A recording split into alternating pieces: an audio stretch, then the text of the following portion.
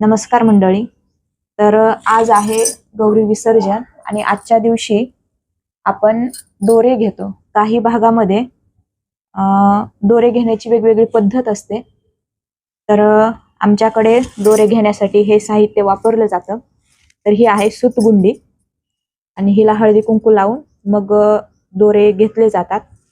ही आहे झेंडूची पानं, ही आहेत विड्याची पानं, ही आहे घोंगडी, याचा एक एक धागा लावून तो जॉईंट केला जातो. ही आहे भोपळ्याचं पान, दुर्वा, आघाडा, तुळशीपत्र, त्याचबरोबर सुपारी, खोबरं, खारीक, हळकुंड आणि हळदी कुंकू. हे सगळं म्हणजे 11 वस्तू झाल्या पाहिजेत. 11 वस्तू झाल्या की आपण 11 गाठी बांधून किंवा 11 दोरे, 9 दोरे किंवा 21 दोरे असे आपण घेऊ शकतो. तर काही भागामध्ये घरामध्ये जेवढे पुरुष असतात त्यांच्या नावाने बांधलं जातं किंवा त्यांच्या नावाने गाठ दिली जाते.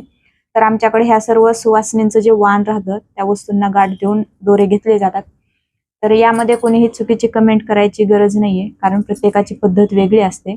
आमच्याकडे ही अशी पद्धत आहे आणि हे दोरे घेतलेले ओटीमध्ये घेऊन नंतर मग सर्व देवांच्या पाया पडून ते गौराईच्या डोक्यावरती ठेवले जातात आणि नंतर मग गौराई ह्या दिवसभरामध्ये हलवल्या जातात. तर ही अशी आमच्याकडची पद्धत आहे.